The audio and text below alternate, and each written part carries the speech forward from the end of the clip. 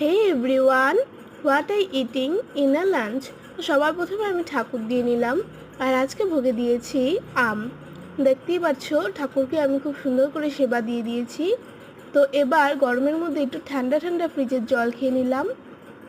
আর দেখো আজকে কী দিয়ে লাঞ্চ করছি। এখানে নিয়েছি রাইস, আর এখানে আছে ঢেঁড়স আলু ভাজা, কাঁচা পেঁয়াজ, আর আছে লাউ ডগা শাক। তো এটা দিয়ে আজকে আমি খেয়ে নেব। আর এটা ফ্রেশ ইলিশ মাছ, তো এটা বাড়িতেই বানানো হয়েছিল সব কিছু। তো আজকে খাওয়া দাওয়াটা আমি এটা দিয়েই করব। সবার প্রথমে খেয়ে নিলাম ভাজাটা দিয়ে, আর তারপর শাক দিয়ে। এবার আমি খাবো ইলিশ দিয়ে।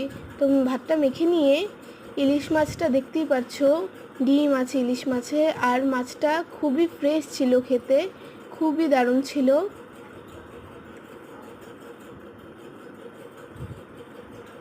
তো এটা আমি হ্যান্ডমেড বানিয়েছি টিস্যু দিয়ে। আর আজকের ওয়েদারটা ছিল ভীষণ গরম।